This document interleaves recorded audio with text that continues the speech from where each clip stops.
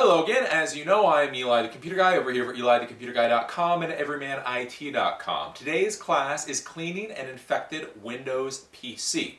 So we just had a class on how to tune up your computer. So when you tune up a computer, basically what you're doing is you're taking a computer that's already pretty much okay and giving it the equivalent of an oil change. You're deleting temporary files, you're defragmenting the registry. Basically, you're taking a computer that by and large is okay and you're just making it run faster. Again, like I say, changing the oil filter, air filter, etc. for a computer. Well, today's class is going to be how to try to save a computer that has been infected with viruses, spyware, malware, etc. So that's what we're going to talk about today. Today's class is going to be very much theory and concepts. We're not going to have any demonstration, and the reason is because the exact tools that you will use will most likely change every 2 to 3 to 4 months. You know, the pieces of software you may use today to clean out an infected computer will not be the same ones that you necessarily use tomorrow. So if I gave you a whole bunch of demonstrations, they'd all be obsolete in 2 months and I'd have to redo this class, etc. The main thing that I want you to get out of this class is the thought process about how you're going to be cleaning out viruses. So don't so much think of the products themselves, but think about the process. What is the process? What are you going to be doing to try to clean an infected computer? Now the first thing I'm going to tell you about cleaning an infected computer is you should think about the situation you are in as to whether you're actually going to try to clean an infected computer. What I will tell you is if you are a consultant, if you're running around in the world with your own little tool bag and you bill hourly, I would suggest you do not ever try to clean out viruses from a computer. If you run out with a tool bag and you bill hourly, if they have a virus, just do a wipe and reload.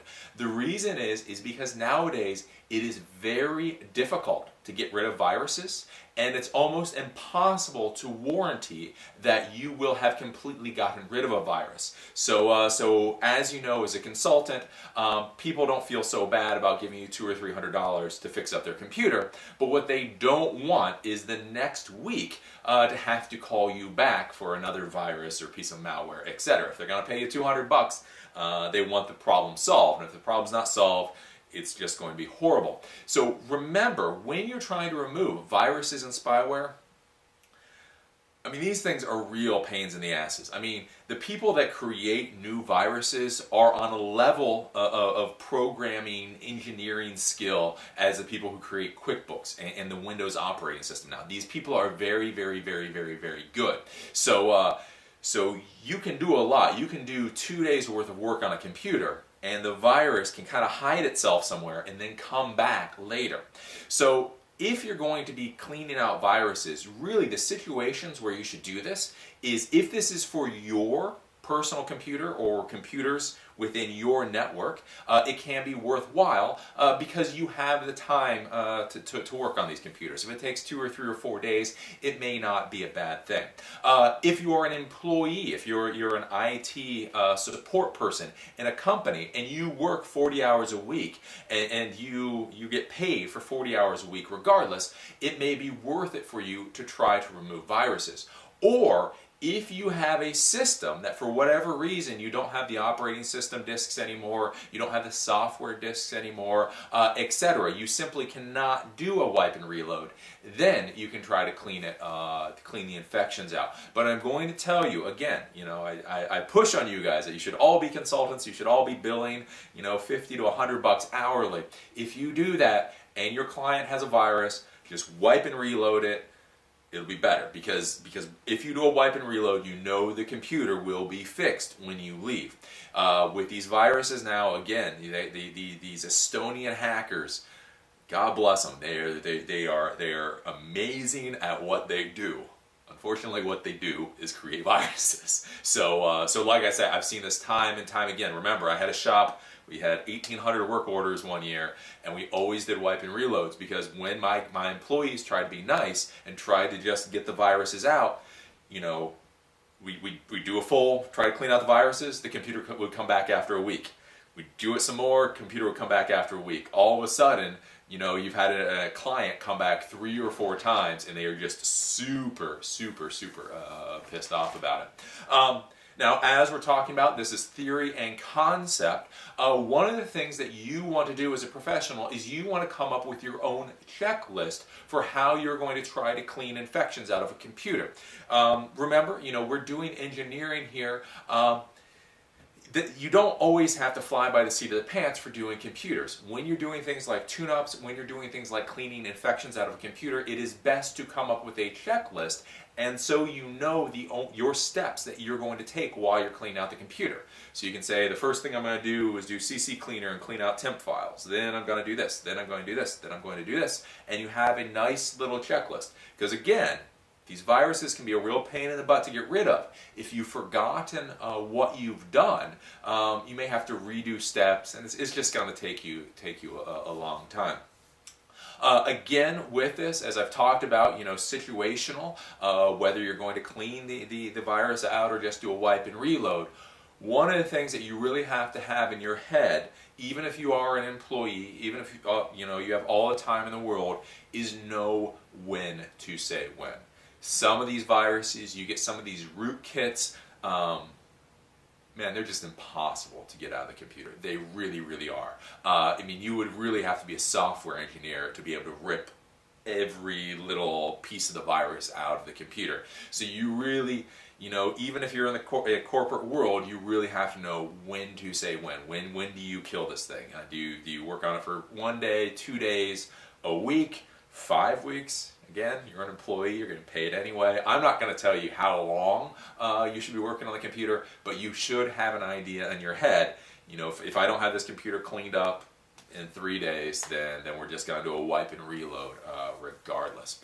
So as we're going to go into the steps, I'm going to be talking about things like uninstalling software, installing antivirus software, anti-malware software, etc. One of the problems that you can have is when you boot up your computer, if you normally boot it up, it may be so fully loaded with crap that you really can't do anything with the computer. Like, so many processes start up, the computer comes to a grinding halt. Well, one way you can try to interact with the computer, if the computer is this bogged down with viruses and other garbage, is if you go into something called safe mode. So what safe mode is in a Windows PC, it's been around since Windows NT, so you're going to have safe mode. It's been around for 15 years. Basically, it boots up the operating system with the absolute minimal number of services. So it doesn't load startup items, it doesn't load a lot of stuff. Basically, it just boots the computer with just enough to give you a nice little GUI so that you can do stuff. How you get into safe mode is after you turn on the computer, after the BIOS screen blips off, you start pressing F8. So between the BIOS screen and the Windows logo, you start hitting F8. Just keep tapping on it. Tap, tap, tap, tap, tap, tap, tap. You do that, and then you will get a menu. It'll say like safe mode, it'll say safe mode with networking, last known good configuration, and depending on what version of Windows you're using, you may get 10 other options. For today's class, all we're going to worry about is safe mode. So what you do is you just select safe mode.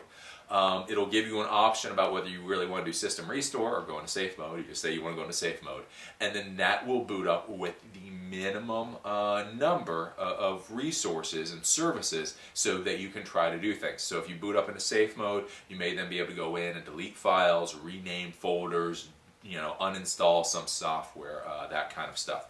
The other tool that you can use is once you boot into safe mode, you can do start, run, and then you type in the command msconfig, msconfig.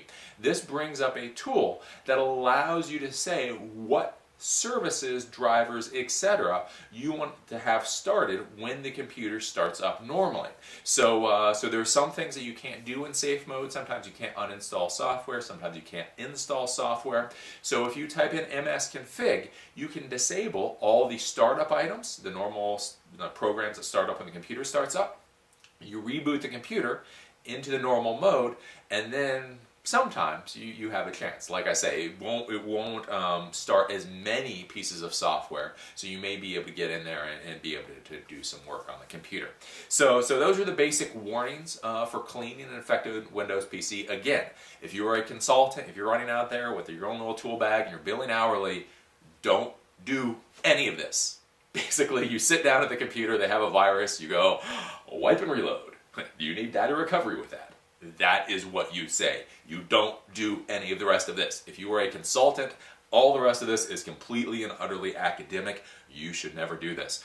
The only time you're going to be cleaning an infected Windows PC, again, if it's your computer and you have time to waste, if you're an employee and you have, your employer's salary to waste, etc. Basically, if you have more time than you know what to do with, if time is free for you, then clean an infected Windows PC. If time is valuable, don't. You just do a wipe and reload. Yeah, that's it. And again, with this, make sure you come up with a checklist. Come up with your own checklist. What tools you're going to be using, etc. And also, as I explained with all this stuff, data recovery, fixing computers, etc. Know when to say when. Know when. Again, even if you're working 40 hours a week and you don't have to worry about your time, are you going to put a day into this? Are you going to put 5 days into this? Are you going to put 5 weeks into this? I'm not going to tell you how long you should put into trying to clean out a virus, but have it in your head. Make sure, you get to a certain point and you go, okay, I give up. I'm not going to be able to fix this computer, because some viruses, I'm telling you, some viruses are so nasty and evil, you will absolutely never be able to get rid of them. So if you just sit there working on them forever, that's not good for anybody. So again, this is cleaning an infected Windows PC. Give me a second and we will dive into this class.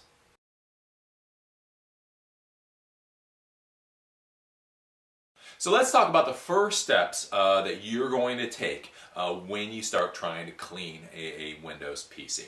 The first steps you're going to try to take basically are going to be to try to contain the viruses and contain the malware so that they don't get any worse. You don't want the infections to get worse as you're trying to work on the computer. It's just a bad thing all the way around. Now the first thing that I want you to try to do is try to do something called System Restore. So if you're using Windows or Vista, you can just in the little run bar type System Restore. If you're using Windows XP, you can go to System Restore. Basically what System Restore does is it's not a backup routine. System Restore simply saves previous configurations of your computer, and you can go back to a previous point in time in your computer and see if hopefully the virus kind of goes away when you do that. So a lot of times people will install software on their computer. Well, that software really isn't software. Well, I guess it is, but it's really a virus. So sometimes, if you catch it very quickly, you can do a system restore to the point before the virus was installed, and then the virus goes away. You still want to do a full cleaning of the computer, but if you can go back before the virus was actually installed, it can make your life a lot easier. Again, one of the reasons why it's okay to try to clean computers in a corporate setting or clean your own computers is most likely you will get the computer right after the infection happens. So I've had this happen with myself, especially doing research. I go around on the internet, I'm looking at something, all of a sudden a virus pops up. I go, ah! And as soon as I go, ah! I hit System Restore, I restored it 3 days ago, and then I go through the virus scanning process, and it normally cleans it all up. One of the reasons that works is because I do that System Restore immediately. Now, in modern viruses, one of the reasons they're so evil is not only does a single virus get installed on your computer, but many times it'll actually start trying to pull in and install other viruses and other pieces of malware. So you're not just simply fighting one specific piece of malware or virus, that is actually trying to install other pieces. So the longer it's on your computer, you know, at minute 1 you have 1 virus, at minute 10 you have 5 viruses, after an hour you have 20 viruses, and now you're not just cleaning 1 virus out, you're now trying to clean 20 viruses out. So the quicker that you can try to do the system restore, the more likely it is that you'll just be able to eliminate that virus altogether. You'll be able to reinstall, you know, your security software and go on with your day. Again, whether if it's your computer, you'll most likely be able to do this very quickly. If you're in the corporate environment, again, you know, employees may dork around with their computer for a little bit, but after an hour or two, they're going to call the help desk and they're going to have somebody come to try to fix their computer. Again, the computer probably is not going to be too bad. The big problem that I saw as a consultant when people brought computers to us is, well, they started noticing the virus like a month ago. And so, you know, if they have noticed a virus on their computer for a week or more, again, the chances that you're going to be able to do anything with that computer is just very bad. So the first thing that I want you to do if you see a virus on the computer is do system restore. So do system restore to a few days previous, you know, go to 2 days before you think the computer was infected, and again, that may actually eliminate the virus, and then you can just do some scans and you're good to go. After you do the system restore, one of the things that you should do is you should secure the network that the computer that you're working on is using. So one of the ways you do this is by using OpenDNS for your router's DNS service. So we have a whole class on OpenDNS. It's about a 30-minute class.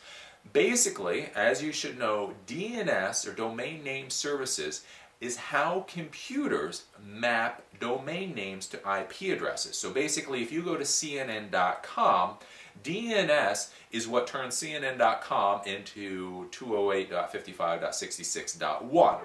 Then the computer is able to use that IP address to go to CNN.com. Well, how these viruses try to infect your computer with other viruses is what they do is they do something called phoning home.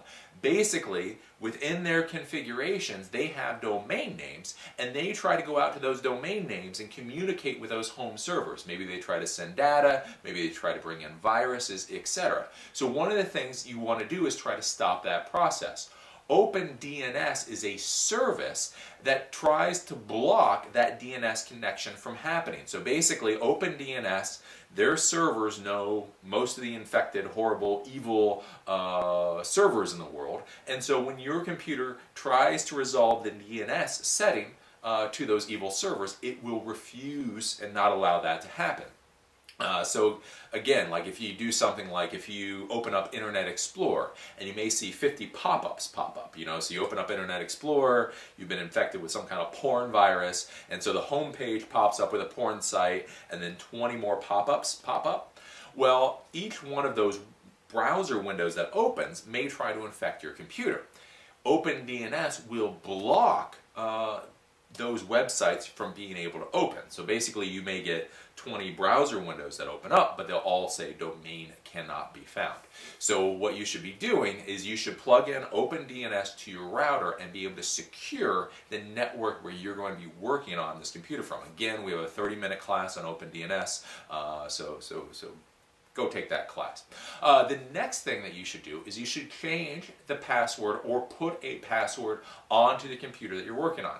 Many people nowadays still do not use passwords on their computer. The problem with this is that these viruses can script themselves, or basically can do things on the computer simply using the username administrator with a blank password. So if you have no password on your computer, these pieces of software can do things like edit the registry, install other pieces of software, etc., simply because you have a blank password. So if you're going to be working on this computer, one of the things that you need to do immediately is put a password onto the computer. Make it a complicated one. Don't do 1, 2, 3, 4, 5, 6. The virus may know that. Do a complicated one that the virus shouldn't know. And again, that will stop the virus from continuing to do damage to your computer. Then the final thing that you should do is you should reset your Internet Explorer settings. So in Internet Explorer, you can open up Internet Explorer, you go to Tools, Internet Options, and then over there's an Advanced tab, and you can do Reset configuration. By resetting the configuration, you're going to reset all of the security stuff within Internet Explorer. You're going to reset ActiveX controls. You're going to reset the home page, all of that kind of stuff. So if you had a virus that has gotten into your computer and it's mucked with all of that, then it'll reset it back to its original configuration, and you should be A-OK. So these are the first steps that you should be taking to clean up your system. Again, nothing here is complicated. And again, whether you have a Windows NT machine or a Windows 7 machine, you should be able to do all these things. The first thing, again, as soon as possible, do a system restore to try to put yourself to 2 days before when the virus infected the computer. Then use a secure little network, that you're going to plug this computer into. I would say do your own little DMZ or demilitarized zone where only infected computers are on. So if you have a workbench, secure your workbench network so that the computer also doesn't try to infect other computers on the network, but basically you're going to secure that. And then the router, you're going to use OpenDNS, and that OpenDNS is going to try to block the connections when these viruses try to phone home and either send data or pull in new viruses. Change the password. Again, this is a big one. If you have a blank password, these little nasty scripts can run lickety-split, change registry settings and the whole 9 yards, and there's nothing you can do to stop it except change the password. If you change the password, then they won't be able to do that. And then finally, reset your Internet Explorer settings. Again, as we go further and you start installing software and trying to download updates and such, if your Internet Explorer hasn't been reset, it can cause a lot of problems. So those are the first steps that you're going to be taking when you're going to be cleaning up an infected Windows PC.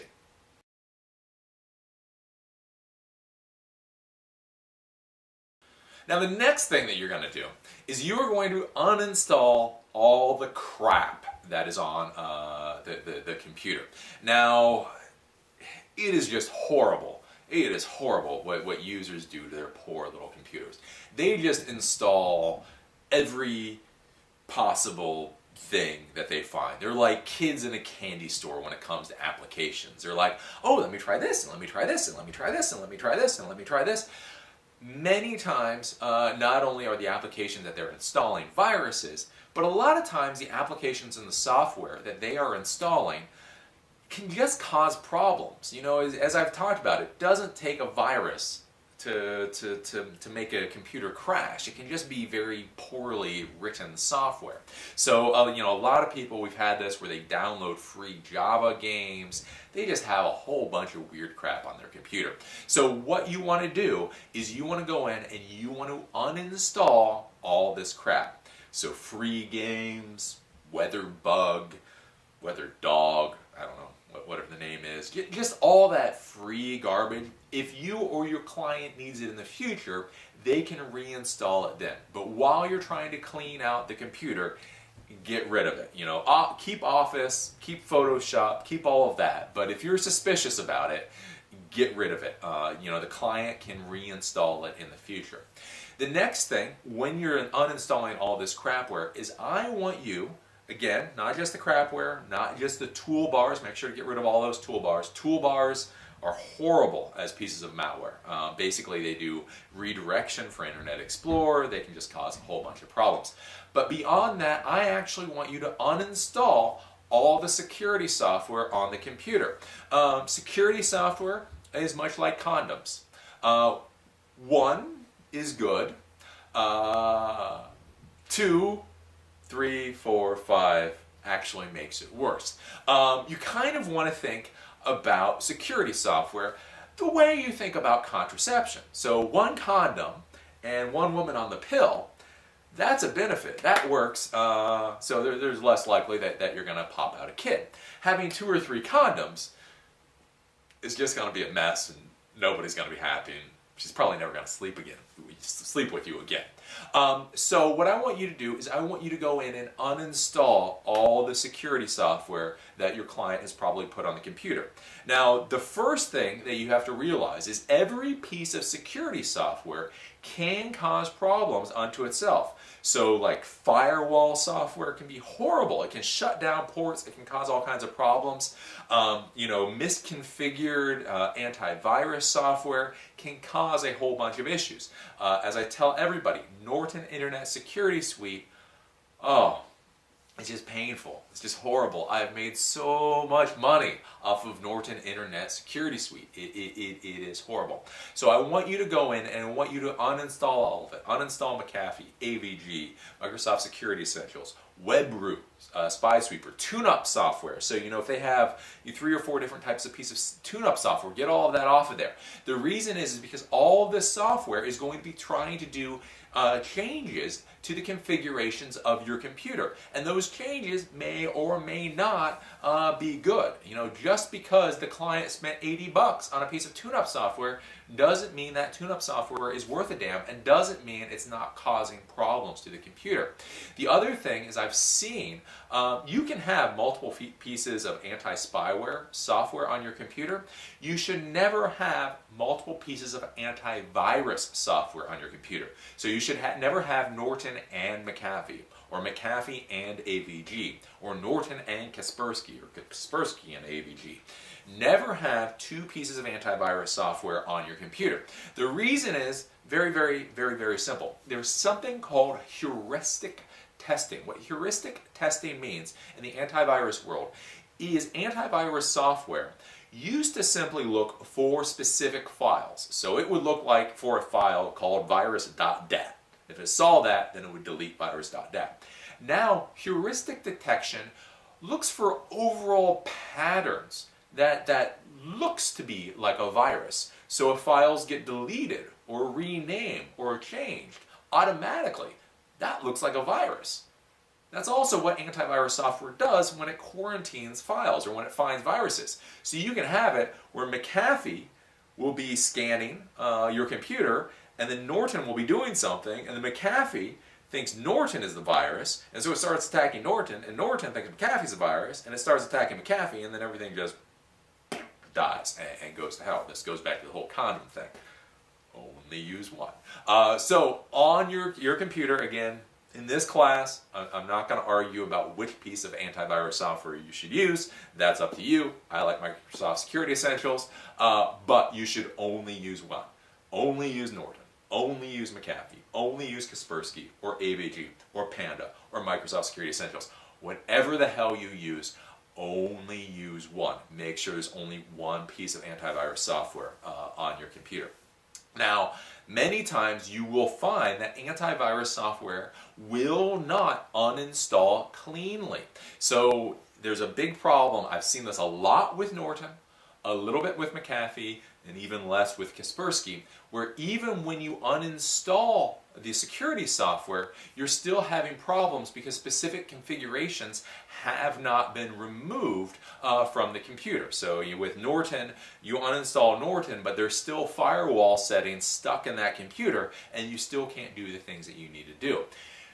There are specific antivirus software removal tools. So if you remove Norton and you're still having problems with your computer, Google Norton removal tool. If they have McAfee, McAfee removal tool, Kaspersky removal tool, Panda removal tool, etc. So if you uninstall the antivirus software, the security software off the computer, and it's still, you have to get good at this. You have to know what you're doing. You have to do this a couple of times. But if the computer is still having problems, but it's not really like a virus problem, it's still having problems connecting to the internet. It's still having problems getting updates from Windows. It's still having weird problems like that, but it doesn't really look like a virus. A lot of times that's settings that are stuck in the computer from the antivirus software. So again, all you have to do is after you uninstall Norton or McAfee or Kaspersky or whatever, download the removal tool for the software from the manufacturer, and then that will rip out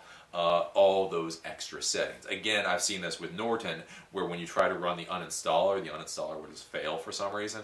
You'll just get halfway through, and then Norton will say, I'm not going anywhere. So basically, you can use the removal tool, and it will just rip out Norton. When you're trying to get out the malware, the toolbars, etc., like a lot of times you'll have toolbars in your Windows Internet Explorer, but you won't be able to uninstall those toolbars from the uninstall wizard within Windows. What you can do many times in order to make it so they're not technically viruses and it's illegal, there will be the uninstaller within the folder in the program files where the application is stored. So if you have, I don't know, FreezeBox toolbar, you may not be able to uninstall it from the uninstall normal place. But if you go into C:, you go into program files, you go into the FreezeBox toolbar, you go into that folder, many times will be a little uninstaller executable there. You double click that and it will uninstall the application for you. Again, basically what they're doing and why you should go to the program files folder is if they don't give you a way to uninstall, then they're definitely being illegal and they can definitely get smacked. If they give you a way to uninstall the application, they just kind of hide it. Well, as it goes, they're kind of on the fuzzy, the gray side of what's legal or not. So basically, a lot of times they'll hide the uninstaller within the folder that the application or toolbar is installed. Now the final thing, if you're having a problem getting rid of toolbars, getting rid of some of the security software, etc., one of the things that you can do is you can rename the folder where that software is installed. So in order for the software to work, you always have to have pointers within the software pointing back to different files that the software uses. So if you rename the folder where that application is installed, those pointers will now point to a folder that doesn't exist. So if you just rename, FreezeBox toolbar old, uppercase OLD, when the application tries to go back to FreezeBox toolbar folder, it won't be able to find it because now you only have FreezeBox toolbar folder old. Get what I'm saying? Now, you most likely will not be able to do this when the computer is running in normal mode. So if the application is running while you try to rename the folder, you're going to have an error. So what you may need to do is you may need to go into safe mode, as we talked about before. So after the BIOS screen, you keep hitting F8, you go into safe mode. That boots the computer with the minimum number of services and drivers, etc. Then you go to program files and then you rename the folder for these little pieces of toolbars or security software, etc. So the second thing that you're going to do is after you try to do the system restore, after you do OpenDNS, after you reset Internet Explorer settings, etc., you change the password, then again you're just going to uninstall all this crapware, all this software. So uninstall all the toolbars, uninstall all the security software, uninstall Norton and McAfee, just uninstall all of it. Any software that you don't recognize that you think might be bad, uninstall it. If the client needs it, or if you need it, you can reinstall it later. Again, with all of this, remember with security software, I try to give you ways to think about this so that it makes sense. Think about security software like condoms. One is good, more than one isn't. It's just a bad thing. And again, with the antivirus software, I've had a big problem with this, especially with Norton, is it will not come out normally. You can't uninstall it normally, so you may have to use it. It's called the Norton removal tool. Just Google it. You can get it from the Norton website, and that will go in and it will rip out all of the software.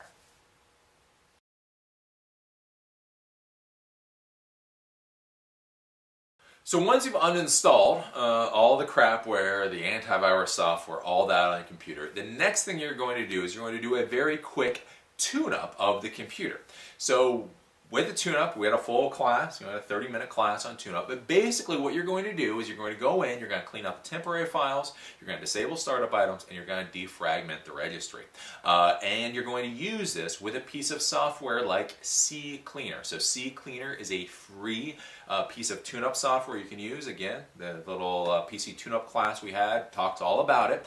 Basically, you can use whatever software you want, but you want to clean out the temp files, defragment the registry, and disable startup items. Now, the reason that you want to do these things is so that the rest of this process goes easier, because the next step, we're going to start installing the antivirus software and the anti-malware software, and so we're kind of prepping ourselves for doing this.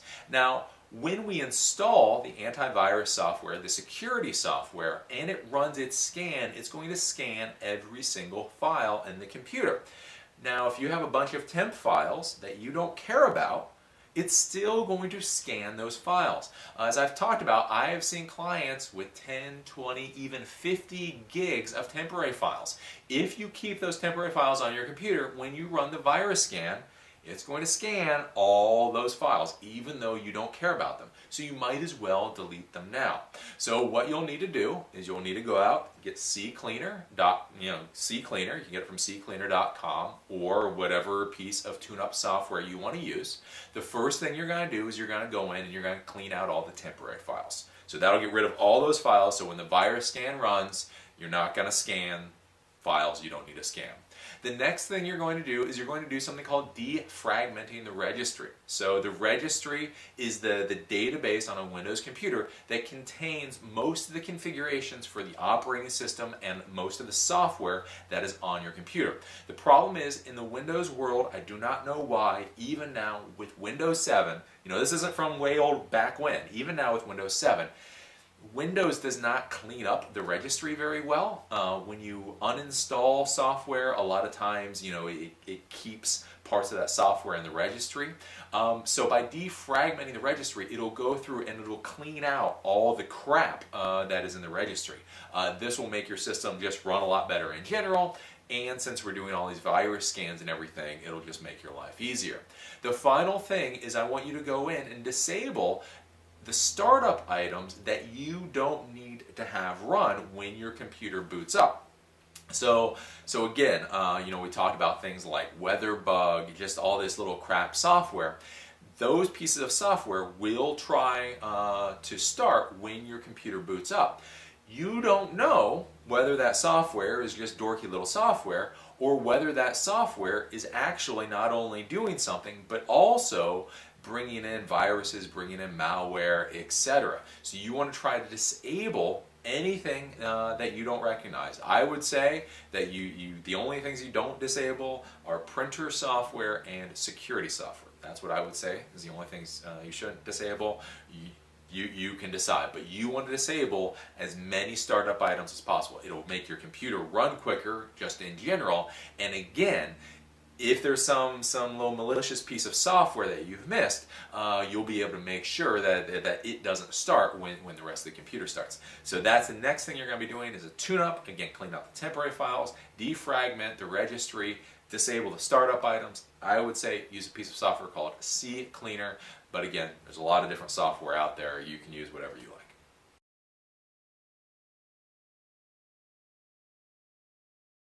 So now we get to installing the security software on your computer. So we've done the first steps. We try to secure the computer as much as possible. We've tried to do the system restore. We've done the basic tune-up on the computer. Now we're actually going to go in and install the security software to try to protect the computer and try to rip out the viruses and malware. Now, what I have found doing this for 14 years is every security company, software security company, does something very, very well. The problem is they then try to package that thing that they do very, very well with a bunch of crap that they don't do very well. So you've seen these security suites pop out of the woodwork. So it used to be, if you bought Norton, it used to be Norton antivirus. If you bought McAfee, it used to be McAfee antivirus. If you bought Kaspersky, it was Kaspersky antivirus. Now they're trying to sell you entire suites. So it's Norton Internet Security Suite, McAfee Internet Security Suite, Kaspersky Internet Security Suite. So not only is it antivirus, but it's also anti-malware and firewall and backup software, etc. The problem is with these manufacturers is they do one thing very well, and then everything else is pretty piss poor.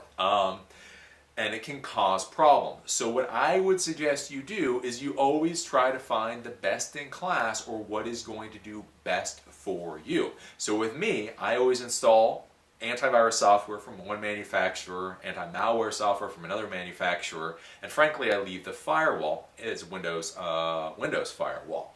One of the things, again, when you're looking at security software, you don't just have to look at its ability to rip out viruses and malware, etc., but you also have to look at whether it is going to cause more problems than it's worth. Again, I hope I don't get sued by Norton, but this is all real world stuff. I've got to pay good money because of Norton. The reason is because Norton will do things like close port 80. What is port 80? Port 80 is the port that you use to get onto the internet, to browse websites.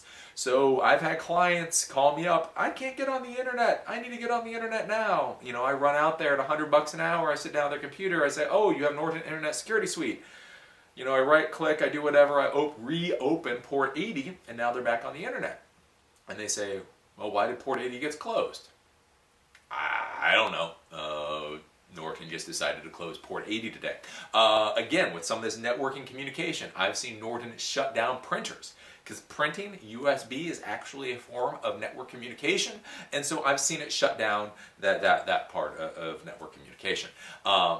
Norton really is bad. I'm not even joking about that. So what I would suggest you do is you find the best in class of whatever you're going to be using. Again, best in class antivirus, anti-spyware, and then firewall. For me, what I prefer right now, 2012 already, is I like Microsoft Security Essentials for the antivirus software. I like Spybot Search and Destroy for the anti-malware software, and I like just the normal Windows firewall for protecting the traffic on my computer. Again, you may listen to those and you may think, oh, those are cheesy, those aren't secure enough. Well, remember, if the security software shuts down your computer, that's just as bad as a virus. So I found this combination works pretty darn well.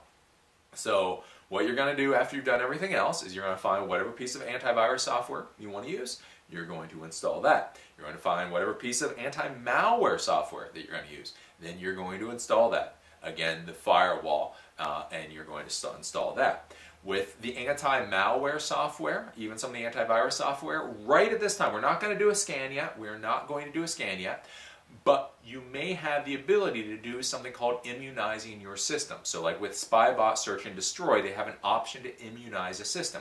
What immunizing the system does is it tries to lock down the system so new changes don't take place. So basically, as you do the next step, again, the virus isn't trying to attack your system and make changes. So at this point is where you should immunize a system. The next thing that I will tell you is I would suggest you do not use something called registry guards, or in like Spybot Search and Destroy called T-timer. What this is basically what will happen is whenever any piece of software tries to change a configuration on the registry, you'll get a little pop-up bubble that will ask you if you really want to do this change. The problem is with this is they don't really tell you what the change is. They'll just say fx.ppp.dll wants to change blah blah blah. And if you click yes, it'll allow it to happen. Here's the problem. If you click no, it won't allow it to happen.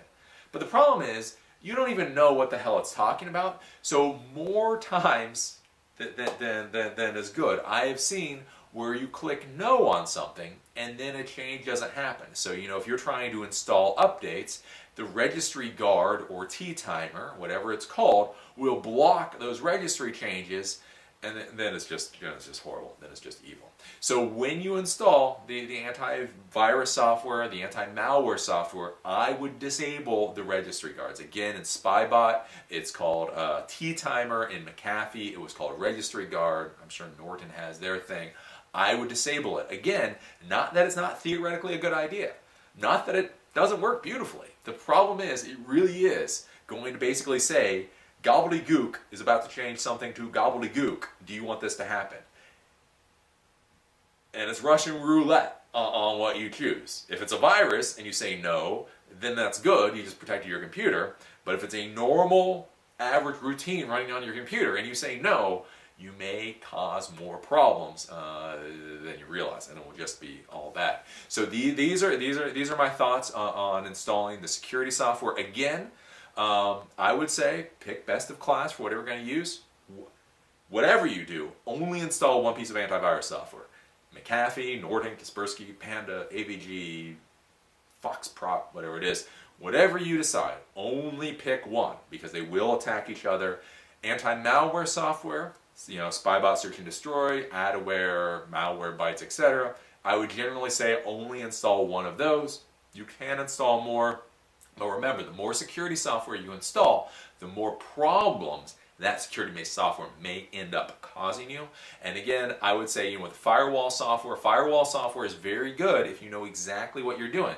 But even me, even doing this crap for 14 years, some of that virus software is just evil. I mean, it's just like, I've spent 45 minutes configuring firewall software just to be able to do something like, remote desktop connection. I mean, it really can be a pain in the butt, even if you know what it is. And again, remember, with security software, if the security software keeps you from doing what you need to do, is that any better than a virus not allowing you to do what you need to do? You know what I'm saying? So that's the security software that you need to be thinking about.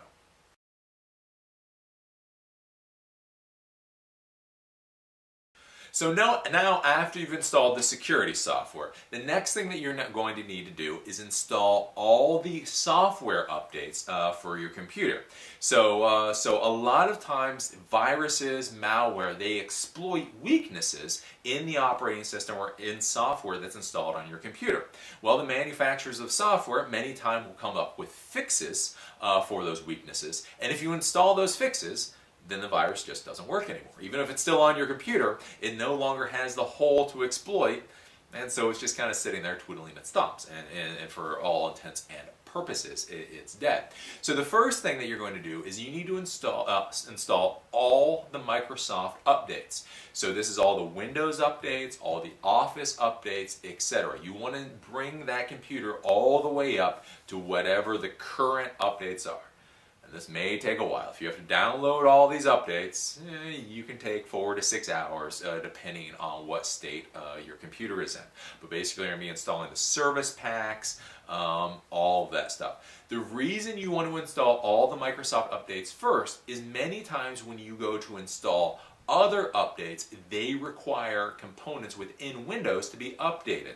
So like if you go to Dell and you try to download drivers, many times it needs the latest .NET update on your Windows computer. If you don't have the latest .NET update, then you just get this gobbledygook and it really just doesn't work very well. So the first thing that you want to do is update all the pieces of Windows software, Windows operating system, Office, etc. These little pieces of viruses can really exploit things in Office. And again, people don't think about updating Office very often. Then after you do that, the next thing you want to do is you want to update all the Adobe software.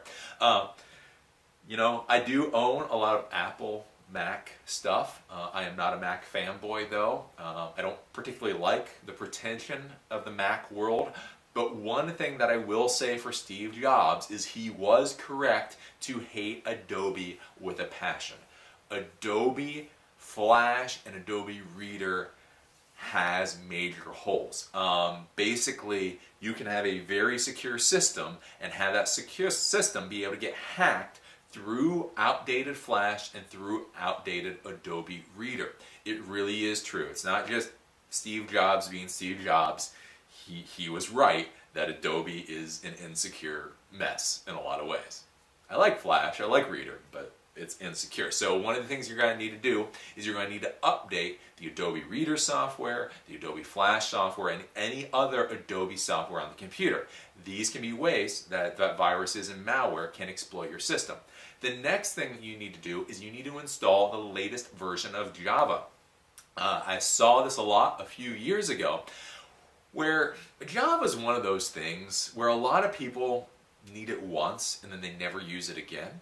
And so a few years ago we saw a virus that exploited an old hole in Java. So we had a lot of people, they had installed Java, let's say back in 2003, and they had never needed it again. Well, the virus got into their computer. Since Java was there, but it had never been updated, it could then exploit the vulnerabilities in the old Java and cause all kinds of problems for the computer. Basically, all you had to do was install the latest version of Java, and again, there were no holes for the computer.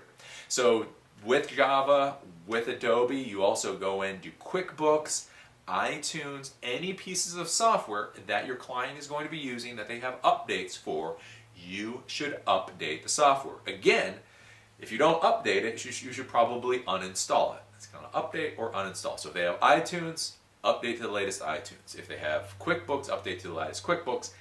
Definitely do Java, definitely do Adobe Reader, definitely do Flash, and again, also do all of the Microsoft updates. Again, a lot of the viruses and a lot of the malware exploit weaknesses in old software. You'd be surprised how effective it is to simply update your computer. Many times, all you have to do is update your computer, and again, even if the viruses are there, the holes that they were exploiting no longer exist. So it doesn't really matter. So updating is a huge thing, and then again, also put the computer on automatic updates so the computer continuously updates going into the future.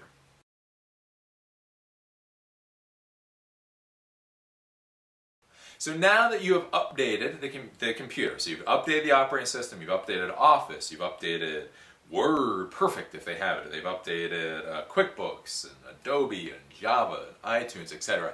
Now you're going to run this anti-malware and antivirus scans on the computer.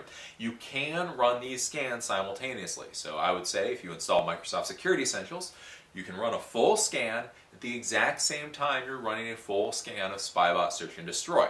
You can run them side by side at the exact same time. It's going to take a long time to do, so you might as well do them together.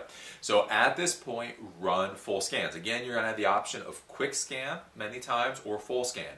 Do a full scan. If you've already seen that your computer is infected, you want to try to make sure that you rip out all that stuff.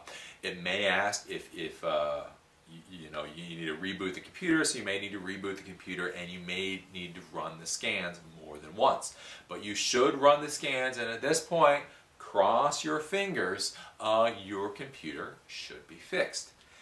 If, at this point, your computer is not fixed, then you need to start going to Plan B.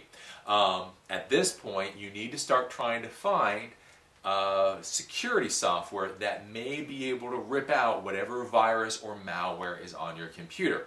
One of the pieces of software that is very, very effective is something called Combo Fix. So it's a free piece of software. I'll have a link somewhere. You can download Combo Fix, and Combo Fix tries to both rip out malware and viruses, but also tries to fix problems that the viruses or malware create on your computer. So many times viruses or malware will do things where they'll disable Task Manager, they'll disable or they'll hide the control panel, they'll disable or hide different icons or different things you need to be able to use your computer.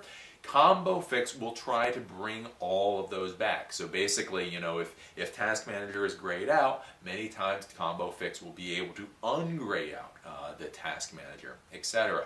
Another piece of software you can try to use, if so far things haven't gone well, is something called Malwarebytes. Malwarebytes, again, it has like a free trial version that you can use. Again, this is another very effective piece of software. You can install it on the computer and you can run it.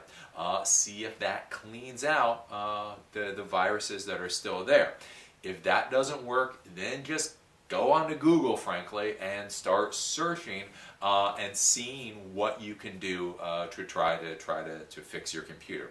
Again, as I told you in the beginning, if you're disappointed, if you've gone through all these steps and your computer is still not working too well, as I said in the beginning, my normal suggestion is if there's a virus, you just do a wipe and reload right then and there. If you decide to start trying to clean out the virus, it can be a real evil pain in the butt. So if at this point the virus is not gone, you're gonna have to go to Google, and you're basically just gonna have to do a whole bunch of research and trying to figure out what to do next. So like I say, you may try to do different scanners. Things like if the task manager is grayed out, or if the control panel doesn't exist, you can't find it, those are all registry settings. So if you can still get into the registry, again, Google search, do taskbar grayed out registry, Google that, and you'll be able to find the registry key that you need to change in order to get your taskbar back. The same with control panel, etc. That's assuming that the registry, you can still get to the registry. I mean, some of these viruses are really evil. So if you've gotten to this point and the viruses or whatever are still there, again, you're just going to have to Google, you're just going to have to do research. There's no set way to get rid of the viruses at this point. You're just going to have to figure it out. So once you've done all the updates and everything, then you're going to run the scans. If your antivirus scan doesn't work, if your anti-malware scan doesn't work, then again, try something like Combo Fix. Combo Fix is a very good tool. Try Malwarebytes. And basically just start trying to Google a solution.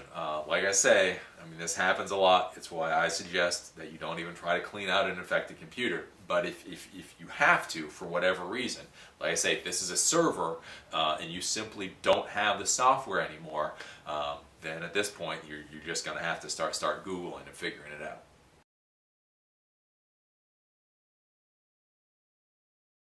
So that's the overall process for cleaning an infected Windows PC. You know, it may seem a little anticlimactic coming to the end, but as I said in the beginning, in general, what I would tell you is if you come across an infected Windows PC, you should just do a wipe and reload. Just reinstall the operating system. As I told my own clients, they would come in with a virus, and I go, okay, so this is a wipe and reload. Do you have pictures that you care about? Okay, we'll add a data recovery to that. If you do a wipe and reload with data recovery, you know that you're giving back your client a solid working computer. If you try to get rid of the viruses, you never know if you're going to be 100% successful. Now, with me, I'm a bit of a, not quite a perfectionist on this, but when I give systems back to my clients, I want to be able to give them the gold standard. When I give my client back a system, I want them to know that system is going to keep on running until something else that has nothing to do with whatever the current problem makes it crash. So, you know, if they bring it to me for a virus problem, the next time I see them, it'll be because the power supply died. Something entirely different.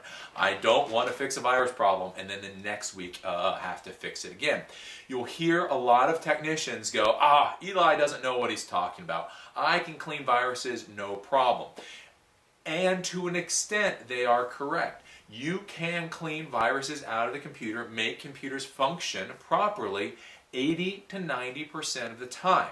And that may seem like a lot, especially to you newbies. You may have only fixed a few computers in your life. So 80 to 90% success rate sounds really good.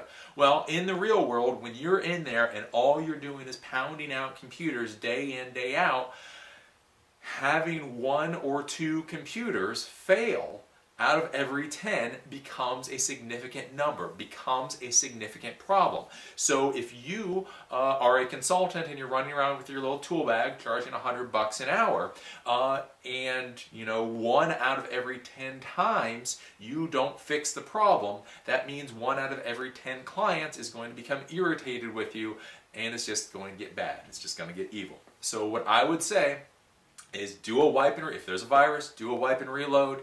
Especially if you're a consultant. If time is pretty much free to you, so you're working on your own systems, or you're an employee and you're getting paid salary anyway, then you can try to go in and actually try to clean out an infection, because it's going to take a long time. Doing the scans, doing the updates, etc. takes a long time. Even if everything goes A-OK, to clean out a virus takes 1 to 2 days. And that's if everything goes absolutely A-OK. When things start going badly, I saw my employees keep crap on the bench for 1 to 2 weeks and still not have the problem fixed. I'm telling you, it can just go on and on and on and just be completely miserable. So the first thing, and with the final thoughts, is generally just do a wipe and reload. If you can't do the wipe and reload for some reason, or you have more time than money, fine, go and try to fix it. When you go to start cleaning viruses out of computers, I want you to come up with a checklist, even if it's for a single time, even for a single server. I want you to write down, and I want you to write down and say, okay, Windows updates and Spybot search and destroy. Write everything down and then check off as you've done the process. Again, cleaning out a computer is going to take a long time. 1 day, 2 days, maybe even 2 weeks. Really, this can't happen. So you can forget what you have done in the past. And if you start redoing steps, just like anything else, it's just going to waste time and it's just going to be bad. So I want you to come up with a checklist. The next thing that you need to do is you need to know when to pull the plug on this system. So even if you have all the time in the world, even if you're getting paid 40 hours a week and you don't have any other work to do, you still have to know when you've put too much effort into this project. Whether you give yourself a day, 2 days, or 5 weeks. I'm not telling you what your limit should be, but you do need to come up with a limit, because if you don't come up with a limit, you're going to be working on the system for a year. And you think that's a joke. So when you go to start working on your computer, you should be able to boot up your computer, and hopefully it should function well enough in the normal mode that you can start working on it. If you cannot start working on it, you will need to boot into what is called safe mode. So basically you boot up the computer, right after the BIOS screen you start hitting F8. You'll give you a number of options on how to boot the computer, and you can go into safe mode. If you go into safe mode, you will then be able to work in the computer, because safe mode only starts the processes and services that are needed just to get the GUI up and running, so the bare minimum. So a lot of times if you can't work in the normal mode, you will be able to work in safe mode. When you're in safe mode, you can also use a tool called msconfig. So you go to Start, you go to Run, you type in msconfig. This allows you to disable startup processes. So you can do selective startup. It'll only start up processes that you need, and you can reboot the computer. So sometimes you'll use msconfig, so if you need to uninstall software, run some virus scans, etc., that way you can have a minimal number of processes start, but you still have more than safe mode.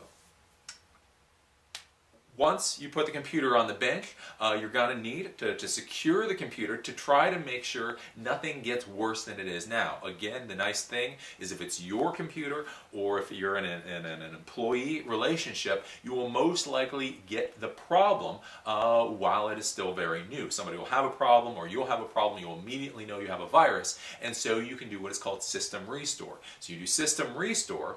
Basically, it'll try to restore the computer back to configurations of before when the virus happened. You'll still need to run virus scans, you'll still need to do the rest of the process, but if you can get your computer to a state before the virus got really bad, you have a better chance about being able to clean up the virus while you're working on it. Once that virus is entrenched on your computer, it's very difficult to get out. If you can move your computer back to a couple days before that virus got really entrenched, you may be able to clean it out a lot quicker. When you put the computer on the network, I would suggest you secure it on its own little DMZ, its own private network, and have the router connect to OpenDNS for the DNS service. DNS, domain name services, this is what resolves domain names to IP addresses, so CNN.com to 208.55.26.5. Well, these little viruses phone home based on domain names. They don't do it based on IP addresses. So by using OpenDNS, OpenDNS can block some of these malicious or bad domains so that your computer can't phone home. So that can be a way to try to keep the infection from spreading on your computer. The next thing is you want to change the password, or you want to at least put a password onto the computer. So a lot of people, their administrator accounts have a blank password. If you have a blank password, it's very easy for scripts to just do a lot of stuff to your computer. Really mess it up. By putting a password there, again, it tries to stop any more damage happening to that computer. And then the final thing is you want to reset your Internet Explorer settings. So Internet Explorer in a Windows computer affects more than simply Internet Explorer. The big lawsuit from back in the 90s where Microsoft was trying to say Internet Explorer was an integral part of Windows. Well, back in Windows 95, whether or not Internet Explorer was integral back then, I can't tell you. Now, in today's world, Internet Explorer affects more than your web browsing. It affects how you update your computer and a lot of things. So you want to reset to the default configurations. Again, you just open up Internet Explorer, you go to Tools, Internet Options, the Advanced tab, and then reset Internet Explorer. This will put everything back to square one. After you do that, you want to uninstall all the crapware and all the antivirus software and tune-up software and all the security software that's on your computer.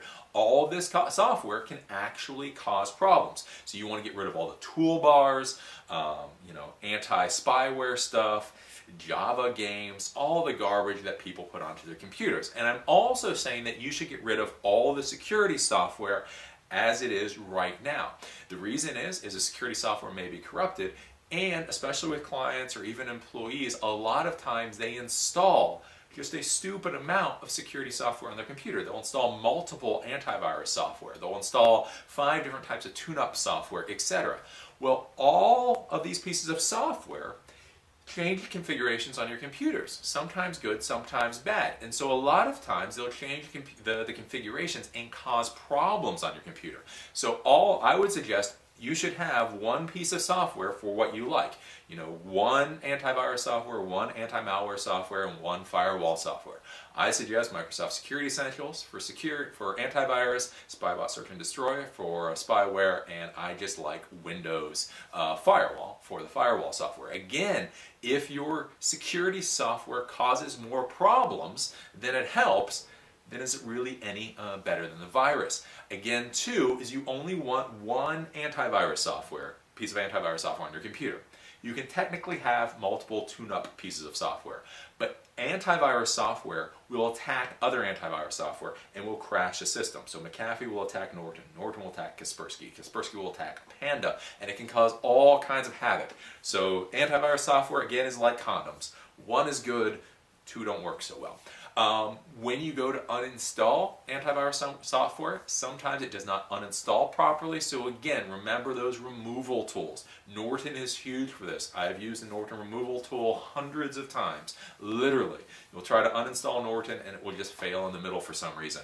So you use the Norton removal tool and that will rip out Norton, or if you use McAfee removal tool, it'll rip out McAfee, Kaspersky, Panda, etc. When you're trying to get rid of the crapware on your computer, again, sometimes you will not be able to uninstall toolbars from the uninstall wizard within Windows. They just don't allow you the option for whatever reason. So you may have to go to C Program Files, find where the application is installed, and within there, a lot of times there'll be an uninstall routine. You click the uninstaller and we'll uninstall the software. Basically what they're doing there is they're trying to hide the uninstaller from you, but they still give it to you so that they're not technically breaking the law. Again, it's a pain in the butt, but that's just how it works. Sometimes you will not be able to uninstall the software cleanly no matter what you do. In those times, you will have to rename the folder where the application is installed. So if you have, like, say, FreezeBox Toolbar, let's say, you will have to boot the computer into safe mode.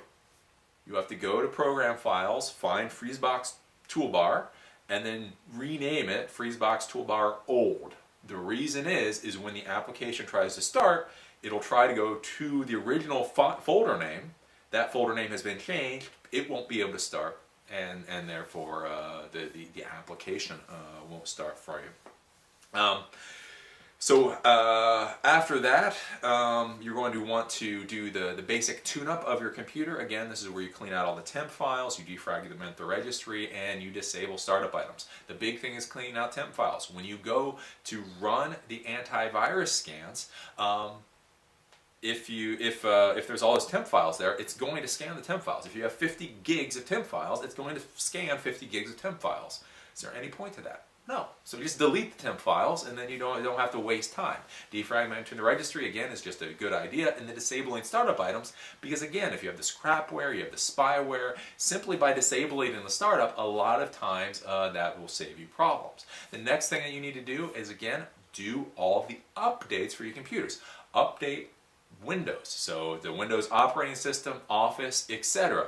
Do all of the updates. Then update Java, update Adobe Reader, Adobe Flash, update QuickBooks, iTunes. Again, a lot of these viruses look for weaknesses in old pieces of software. A lot of times, all you have to do is update your computer, and then you're fine. The holes and weaknesses simply go away. So even if you still have the virus technically on your computer, it can't do anything because the hole's not there anymore. So you would be surprised how often simply updating everything really does to fix it. Then finally, you're going to install your antivirus software, your spyware software, etc. You're going to immunize a system.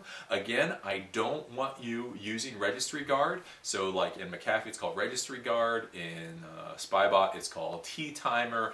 Any of the registry protection software, because again, it can cause you more problems than good. All you're going to see is a little pop-up's going to pop up at the bottom of your screen, and it'll say gobbledygook is trying to do gobbledygook. Do you want this to happen? And if you hit no, and it should happen, it can cause you, again, more problems than the viruses cause. Then, once you install all the antivirus software and all that, then you run the scans. You just run them, and hopefully you have a clean computer. If you don't have a clean computer, well, then the real work starts. Then, like I said, Combo Fix is a very good tool. Bleepingcomputer.com, I think, is where you download it. It will try to fix things like if your taskbar is grayed out, your control panel doesn't seem to exist, etc. It'll be able to fix those problems. It'll also be able to try to rip out malware, viruses, etc. Malwarebytes is another. They have a free or trial tool that's very good for ripping out nasty little malware and spyware and all that. And then past that, you really are going to just have to do a Google search. You have to go, okay, my task manager is grayed out. How do I get my task manager back? And then it'll give you an answer, and then you try to fix that, and then you do the next thing, and then you do the next thing, and you do the next thing, and you're going to find out how goddamn miserable it is doing the next thing, the next thing, and the next thing, the next thing, the next thing, the next thing, the next thing. It can really be horrible, but really at that point, that's all there is. So that is that's basically what there is to cleaning out your computer. Again, we didn't do any demos in this particular class because this stuff changes all the time. I am going to do classes on things like Spybot. I did do a class on OpenDNS before, but these technologies and these tools change. Every 6 months I would come up with a slightly different process on how to do this, because that's just how it is. So these classes stay up online for years, so I don't want this to become obsolete in only a couple months. So I want you to think about the process of cleaning up the computer, and then kind of figure out how you're going to be doing it. Now the final thing, again, like I say, is if you have a server that got infected with viruses and you simply don't have the software, if you have a client operating system, and you simply don't have the software, the first thing is, if you're going to just keep this trucking along, make sure you do a backup of the system, because you don't want the system crashing for some other reason later. So if you don't have the operating system disk, if you don't have the software disk and it crashes, then that's going to be bad. So make sure you do a backup of the system so that you have something. Then after that, if it's still infected with viruses, you're probably simply going to have to try to lock down the system as much as possible. So what this means is you look at the computer. So if you have like a server and it's doing something on your network but it's infected, then what you just start doing, and you can't just wipe it out, you can't do anything else, just start locking it down. put on a firewall to try to protect it from doing anything stupid on the network. Make the user account just a user account, not an administrator, so new applications can't be installed. Basically, if that system has to keep running, what you have to do is you have to just try to lock it down again so the virus can't get any worse. Just try to make it run as well as possible, and then like I say, make the user account only a user account, not an administrator account. Make sure like if Internet Explorer is infected, put Google Chrome or Firefox on there. Basically, you're just going to have to try to work around it and realize that at any time the entire computer might just go kaput. That's why you would want to do a backup then and there, so if the computer goes kaput, at least you could get back to how it was. So that was the overall class on cleaning an infected Windows PC. Again, I really don't suggest it, but I'm a professional, you're a professional, so we should do this class. Again, if you clean up the PCs, I mean, it may work 80–90% of the time, and that sounds really, really great until, like I say, you're pushing out lots of computers. You're pushing out 5 computers a day. That literally means 1 computer a day will fail. 1 to 2 computers a day won't work right. Then you get a backup of angry clients, and it just goes to hell. So, as you know, I'm Eli the Computer Guy over here for EliTheComputerGuy.com and EverymanIT.com. As always, I enjoy teaching this class, and I look forward to seeing you at the next one.